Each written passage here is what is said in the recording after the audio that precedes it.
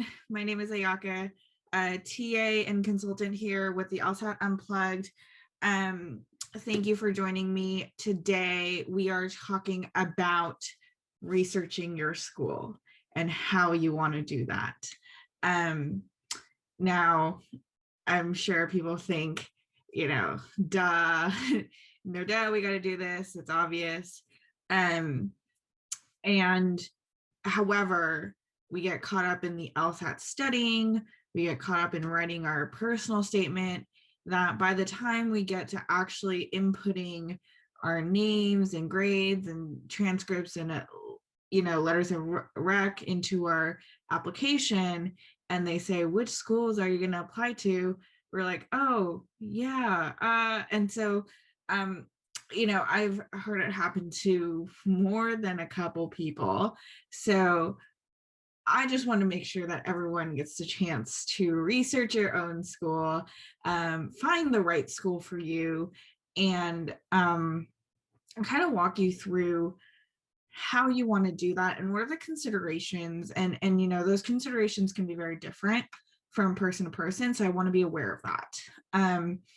So here we are. Let me first share my screen. Just hold on, let me zoom into this. And this is not a very complex presentation. So researching your school, hold on. And then you guys went all the way over there. Okay, researching your school. So, very simple. We're not looking to do any rocket science here. But I do want to start with why you should research your school. First, you really want to get basic information, and I know a lot of people are going to go, oh yeah, the LSAT, the average GPA, what's the class makeup? Yes, all that information. But also, you really want to look at, what are the class size? And where is it actually located? What do the buildings look like? What kind of programs do they have? So you really want to understand, what does the school provide as an academic service? The other thing is, it's when you Google search law schools, you're always going to get the USA Today, best schools in America, and it gives you the T14, and everyone's going for a T14.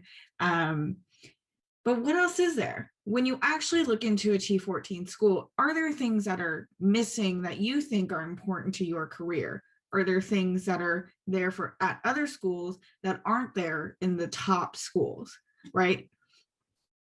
I kind of have to say 14 schools doesn't cover everything that everyone wants from a law school. So really think about that. You can also kind of tell what kind of student the school is looking for, right? And we can get into this a little bit more when we look at real law school websites. And then special programs that the school offers. We just heard about, clinics that schools offer. That might be helpful to you if you already know the type of work you want to do after law school. The type of programs, where is it located? Is it located close to New York, DC, the state capital? All those things matter, right? Job opportunities and networking. Is there a robust alumni community that you can reach out to? Where are the alumni located? What's the stats on passing the bar? What's the stats on job, getting a job in a job that requires a JD? And there are people who just don't go into a job that requires a JD, but want that law school education. So kind of looking at that, looking at the makeup of the alumni. And lastly, I actually think this is pretty important, is if you're actually interested in that school, at some point or another, you're going to have to talk to admissions, ask questions. And if you haven't researched the school, looked at their website, checked out what they're offering, you're going to be asking pretty obvious questions. And by looking at the website, doing your research, and kind of thinking about yourself going to that school, you're better equipped to ask the right questions for your law school career. So those are the big whys here for why you should research your school. And then considerations that might not be obvious, but these are things that, you know, I am 5-6 years out of undergrad, and above rankings and all the like the best law schools in America kind of things. Outside of that, there are other factors that really affect which school I'm going to. Is it a big school, small school? What's the faculty to student ratio? Is it in an urban area? Is it a rural area? you know, and you know, there's a huge alumni reach? Are they placing lawyers near their school? So let's say if your school is located in California, are the majority of lawyers coming out of that school staying in California, or are they moving to other states? You know, the location. Some people might say, oh yeah, UCLA is in LA. UC Irvine is in Southern California. It's almost the same thing.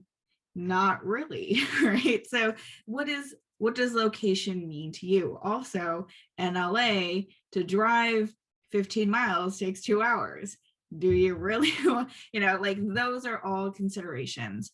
And finally, dual degree programs. This might not be the most popular thing that you might think about, but if you're really going into a niche program or a program that might require a little bit more expertise, you might be looking into doing a dual degree program.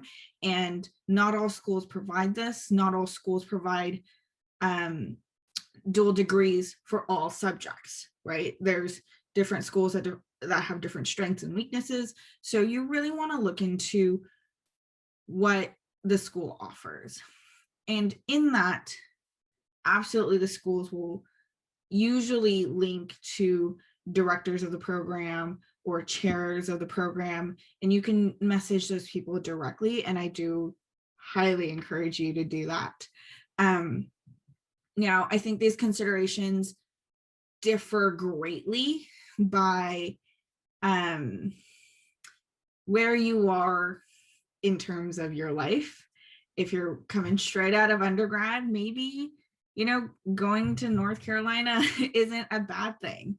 But maybe, you know, when you're going in your late 20s, you really don't want to go to the middle of nowhere. You want to be in a city. You want to be in a place where there's an airport so you can go see your family. Like all those things matter. And I think personally that the more of a career you've had, and this is maybe a career change, you have a little bit more considerations to think about. So I'm not saying these are limiters, but these are really things that you want to look out for in your school, and be really thoughtful in your research so you understand what you're getting yourself into. You don't want to get into a school and be super excited and then be like, oh my God, the reality is you're going to be, you know, 20 miles from anywhere, and you have to have a car and all this. And, you know, you want to set your expectations right, and you want to do the research accordingly. So I think right now, research is pretty, I think, at our fingertips. A lot of schools have almost all of their information online in their website. So I kind of want to take us through real law school websites, see what we can find, what are we looking for, and kind of see if we can see the differences between schools, because there's very different characteristics from one school to another. So here we go. Let me know if you guys can't see anything. Oh, I see things in the chat. Hold on. Okay. Oh, okay, Alyssa, I love this comment from you where you say you felt like you're floating when looking at schools. Can you kind of elaborate on that a little bit?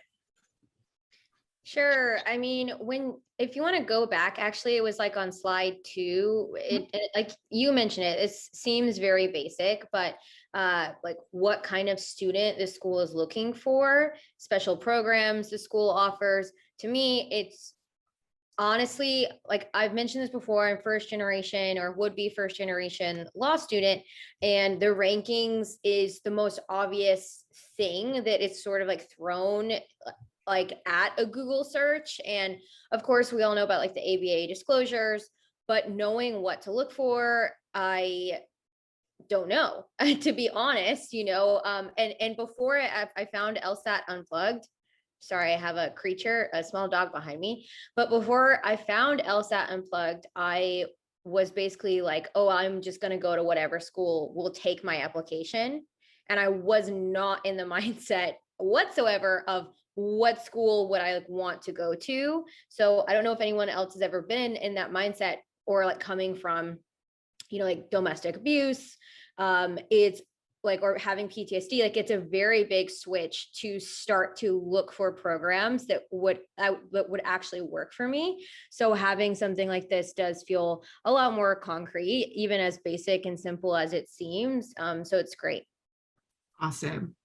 Cool. And as always, please put comments and questions in the chat. I've opened up the chat window so I can see them now. So thank you for that, Alyssa. I think that's true. And I've gone through my fair share of like, ooh, what school do I want to go to?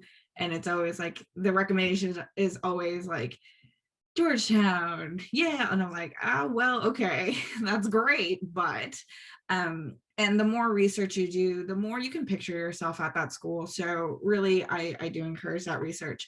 So moving on, let's look at like actual websites. So I've pre-selected a couple. Stanford Law School, right? Look at that beautiful campus, big letters, experience Stanford Law School. Awesome. They have the COVID-19 vaccine acceptance in California state prisons, articles that were written by the faculty there, introduction to faculty, all of that. Great, right?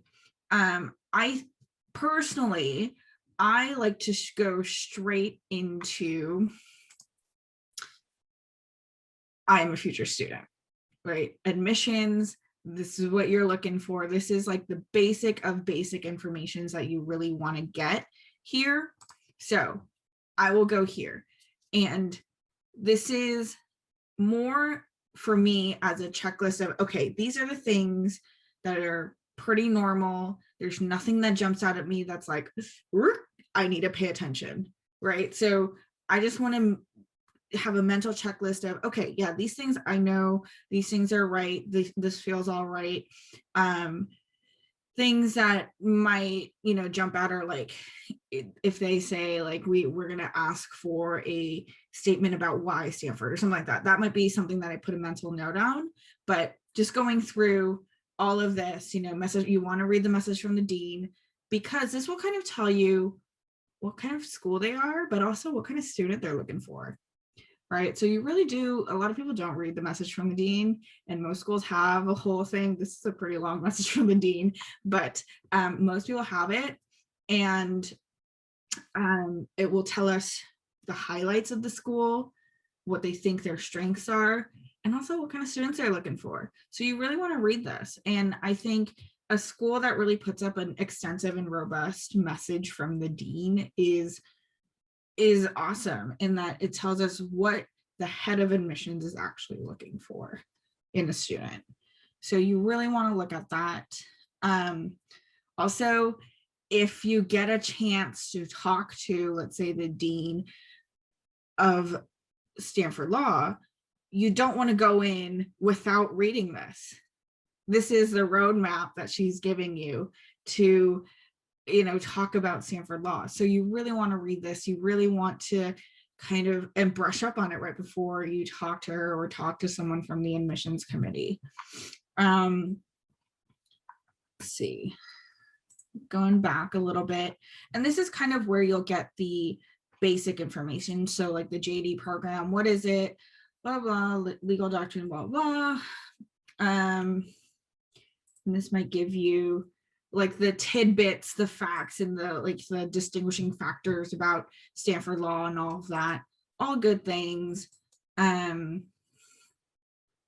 you see it here, clinics, labs. It's like, what is a lab? So you can kind of dig in there. Global opportunities, amazing. Projects, all that. So great. Good information all around here. So JD application procedure, I like to go here too, just so I know my general, if I were like, yes, I need to apply to Stanford Law, I would look at this just to see a general view of what the application cycle looks like. It doesn't seem like it's anything out of the ordinary. Although clearly this data is important here. They're asking that your application be complete if you are applying to the Knight Hennessy Scholar Program. So kind of look for those things, and then the deadline for your actual application, February 15th, right? And you should find all of the important information here. Great. Now, going back, let's see. So let's say you're looking at all this and you're like, okay, what is great about Stanford Law, all that, and you go into courses. I like to look at courses because it tells you what the offering is. And usually the first year academics are fairly consistent across most law schools. So I would look at probably I would look at a little bit further in the future to what's available after your first year at law school, because that's where, your interests might come out a little bit better than the standard classes that we all want to take. So let's see. Okay, so we're going to do spring break, which is too far. First year academics. Law school. Okay, so this is kind of where I'm like, but this is a little confusing for me. I'm like, where is all this information? And part of it for me is in understanding a law school is how easy it is it for me to find the information that I'm looking for. It's a little difficult for me to find, let's say, 2L elective courses, right? Where are they? But they give a lot of information about current law students, what the textbook list looks like. So you get a little bit about what it is to be a student here. And that might be of interest to you if you're very, very serious about Stanford Law and you're like, you want to know everything about it, which is good.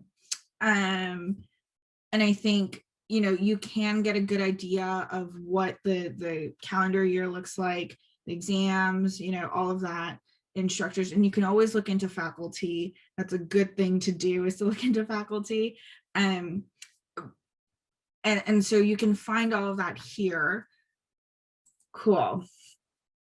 And then this is very nice, and it says tuition and financial aid and has the Office of Admissions. I think it would be a good idea if you are researching the school to go into the Office of Admissions page, see what they're offering. And also I would always, I don't have it ready for you guys here today, but I have a spreadsheet of all the contact of admissions that I can get from a website. So, and that sheet is updated after the first contact with admissions, because usually you'll get a name, a different email, like a direct email or a direct phone line to a person admissions. So keep track of how to contact admissions. It might be a phone number, it might be an email here, right? And once you get past that general email, make sure you jot down your contact in admissions that you can ask questions and follow up questions with. Also, let's see. Let's go back a little bit. Here we are. The JD program. Again, I think here, this first page for Stanford Law, pretty pretty self-explanatory. They also have that joint degree button that we talked about earlier. If you're looking to do a joint degree, check it out. What do they have? They have a JD Masters, JD MD. That's a tough one, JD PhD. And I love that it's an established joint degrees. So all these joint degrees that have been established before. And hopefully what you're looking for is here. Good questions to ask admissions if you are looking for a joint degree is if they don't have a joint degree program available at the moment, is that something that you can work with your advisor, your faculty advisor, to create one? Or if you see one that you like, what is the process of applying to that? A lot of times it's not clear. So, these are the questions that you really want to be asking admissions if you're looking into a dual degree. Cool. So I think we got the gist with Stanford. A very beautiful page, a little bit difficult to find more information outside of that first year. It might be hiding in the I am a current student or page, might be. But there's a lot of information here, and they're very generous with the amount of information they've put up. So make sure you read all of this before you're actually having a conversation. Not to say that you need to memorize all this information, but familiarize yourself with it. Comparatively, let's say, if I can get this bar out of my way, hold on.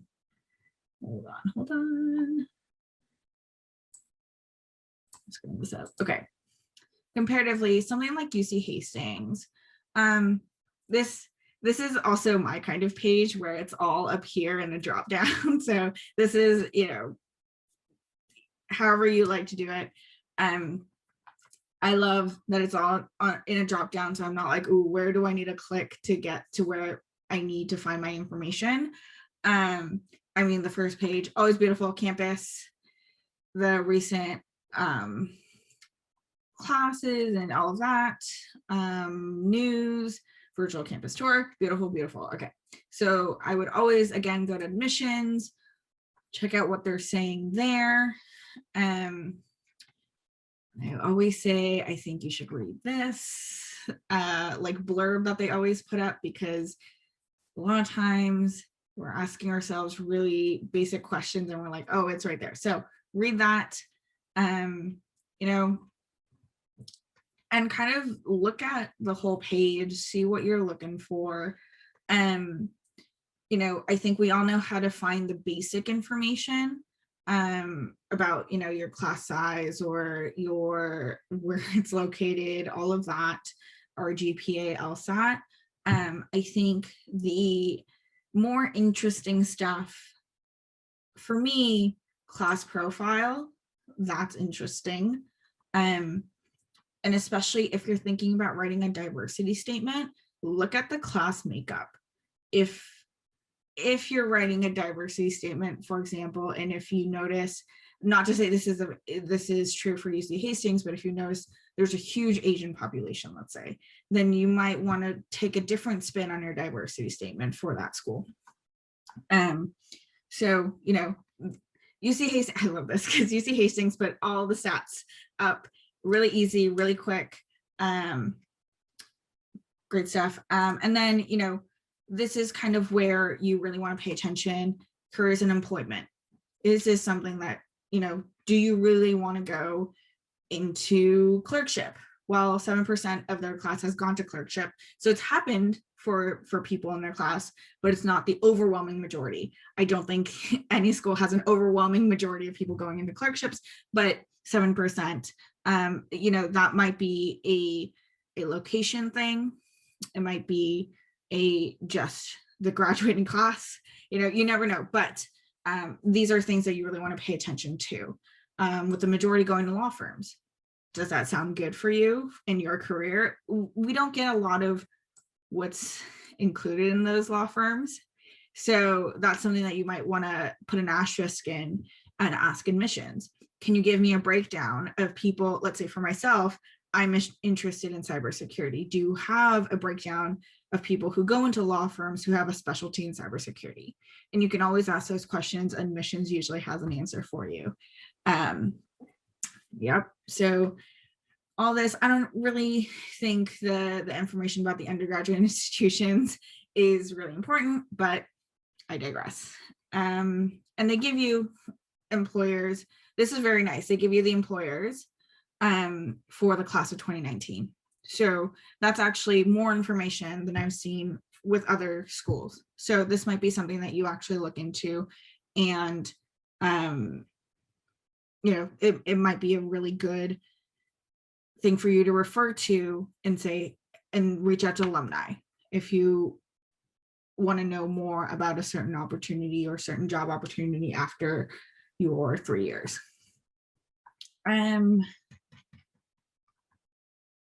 Let's see. What else? I am also going to go into academics here for us in the Hastings website. I do want to look at centers and programs. So when we look at centers and programs, they're always going to put the big things there, right? Center business law, criminal justice, Indigenous Law Center, East Asian Legal Studies, Center for Gender and Refugee Studies, Center for Innovation, Lex Lab, all these great things. And I would always double click into them especially in the ones that you are interested in, because you want to make sure that what they are referring to is the same thing that you are interested in. I definitely got into a whole thing of, there was a school, I don't remember which one it was, but a school that said risk management and public health. And for me, risk management means very different things than what the school was referring to. So you want to make sure, tax law, let's say, there's not a lot of interpretations about what tax law is, but you just want to make sure that what your understanding is and what the school is offering matches up. And the more you look into it, there's more nuance than you think there is. So I would really look into all of that. And of course, the bigger schools are going to have more centers, more programs. You also want to look into the extent of the programs. And I really want to refer to, let me see here, University of Maryland Francis King Carey School of Law. So for them, their programs, and I've done a lot of searching on this website, so bear with me, but they have programs in impact, and they have a lot of programs out here, business law, dispute resolution, all of that, great. For example, if you click into the cybersecurity crisis management program, there's another center for it that it links into. And so you're going to go deeper into a rabbit hole, but the more you go into it, you're going to see what the program is, what the program offers, and also where those programs kind of feed into. And that could really be a good connection for you in future employment. And the more that I'm researching schools, it's like, yes, the T14s are important and the rankings are important. And yes, I get all of that. But the other thing, if you don't care about rankings, if you don't care about the name of the school that you're going to, it's employment past your 3 years at law school. And that's kind of where I am focusing on in my research. And that's really the key consideration for myself. So I think you really have to kind of figure out what your considerations are. And I think that can develop as you research, but you really want to see what connections the school has, where do the alumni who graduated out of those programs, graduated out of those clinics and did those clinics and graduated out, where they ended up. Do they go and continue the work that they've done at the clinics? And really, you can ask admissions those questions. And I always love, hold on, this is not what I was looking for, sorry. So going back to UC Hastings, I always love when, let's say, for example, Center for Business Law, they have the program, blah, blah, and then they give us the chairman or the director, someone you can contact. And I always contact them. I send them an email, and I think that's something that anyone can do. So I love a school who puts that information out in front, and you can contact them at any time. So I think doing the research will give you more avenues to reach admissions, not just cold calling admissions, but also reach them in a more impactful way and a more way that is memorable to them and more impactful for you. I know it's a little all over the place. Any questions at this point? I know we got like a quiet class today.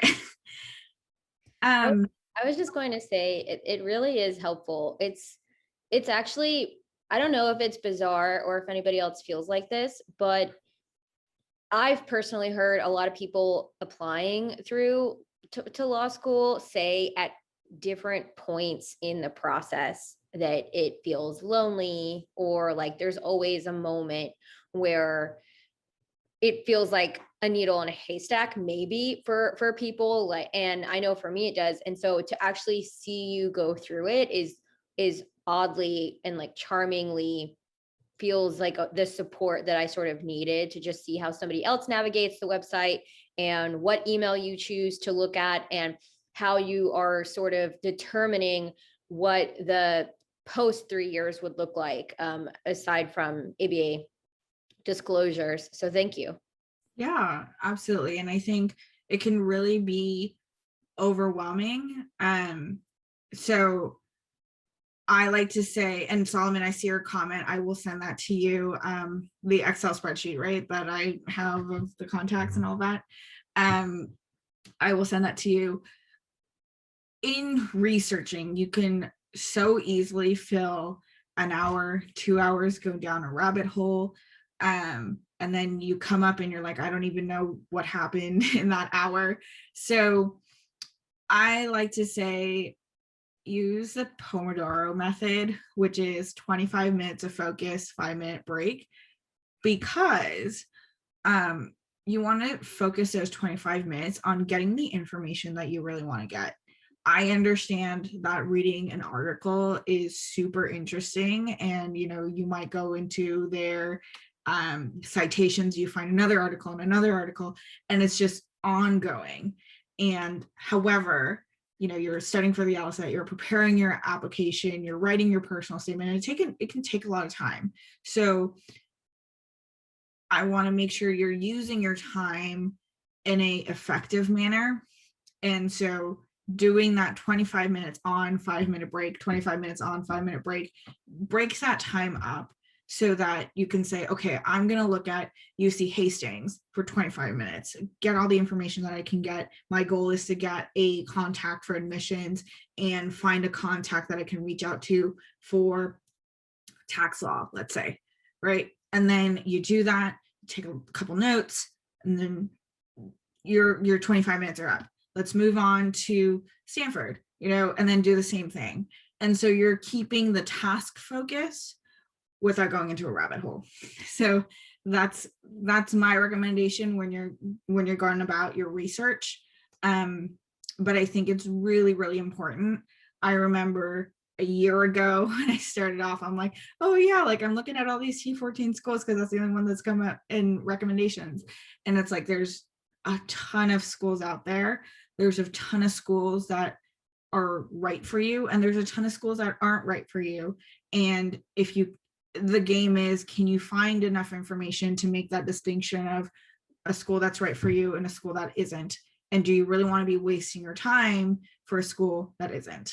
What do you say when you reach out to the dean? I mean, I say, so when you, Jack, a little bit of context there, when you say reach out to the dean, do you mean like a cold email to the dean themselves, or admissions and address it to the dean?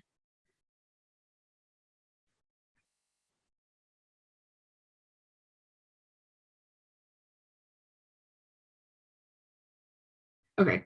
I don't know if you're, oh, okay, cold. So I would say I always title mine like fall 2022 admissions, or whenever your admission cycle is. So yeah. Um, and then start off, very nicely, but don't overdo that first line of like, hello, I thank you for your time, blah blah blah. Like that's a little much. Just be like, hello, I'm seeking admission on 20XX cycle, and then kind of introduce yourself and ask, um, if you're asking for 10 minutes with the dean, ask for it. I don't know why you would cold message the dean unless you're asking for a face-to-face, a conversation, an answer to a question, something like that. I know, Alyssa, you made a really good point in a conversation we had a couple of weeks ago, where if you have a lot of questions, kind of thematically refer to them and say, hey, I have a couple questions on this topic. Can I get X amount of time with you at your convenience? And, be ready for a non-response or a rejection. You can always come back and counter that, but, always be asking for something. And if you are asking for something, make it clear. Don't put it at the, don't make it the last sentence of your letter. Always say like, hey, I'm seeking a couple minutes with you on the phone, on Zoom. I was looking on your website and I have a couple questions around X, Y, and Z, and go in that route.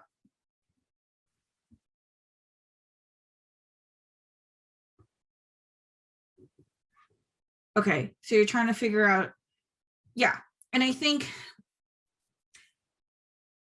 when you're trying to build a rapport with admissions or school or dean, I think it's important to show interest. And part of showing interest is knowing. So like Alyssa said in the chat, it's asking good questions. And I think it's a sign of you doing your research when the person you're talking to says, that's a good question. And I almost always try to get the person that I'm talking to say, that's a great question. And so you don't want to ask surface level staff. They're going to be like, well, you clearly didn't look at the website.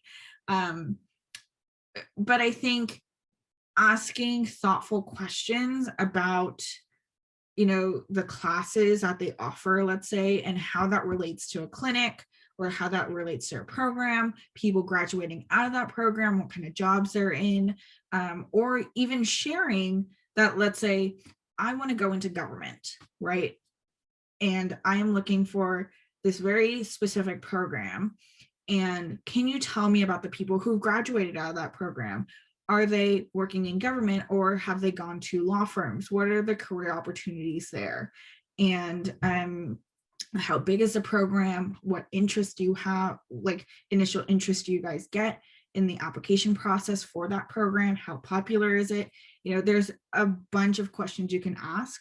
And being curious about the program is a great way to create that rapport, because you're throwing that question and they're more than likely to answer that question. And then with that given information, you can ask more questions. So that's kind of where I say build a rapport. Jack, does that make sense? Are you looking for, you can always put out specifics if you have one, but I hope that answers that question. Yeah. And I've reached out directly to multiple, people, not just deans of admissions, but people like directors of a program, and say, hey, can you tell me a little bit more of the program? I'm interested in X, Y, and Z. and be very specific. Yeah. And Jack, to tell you the truth, I also was like, oh, I don't know how to write an email to like a dean of admissions, right? So I definitely sent that email to Alyssa, and I called her and I was like, hey, help me write this email. So I think it's always nerve-wracking. You're cold calling. But the person was super nice, emailed me back in 30 minutes. So, we're all here for each other. So feel free to ping me and say, hey, I need you to look at this email, or, whatever, because that's probably the hardest part. I always think the hardest part is the subject line. How do you subject line an email that's a cold call? But, Alyssa is amazing at it. So I say leverage the people here. Alrighty. If there are no other questions, that's all I have for y'all tonight. I know it was a little here and there, but I cannot, say enough about researching the school that you want to go to. It can open your eyes to new schools that you might not have thought of, which has happened more than once in this cycle. For me, I think,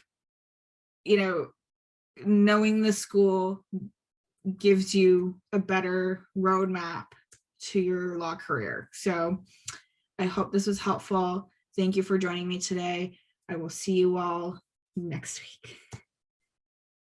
Thanks for tuning into the show. Please subscribe if you haven't done so already to be notified of new episodes as I release them. And feel free to reach out if you need anything at all as you move forward with your prep. I'm happy to help however I can. In the meantime, I wish you all the best and take care.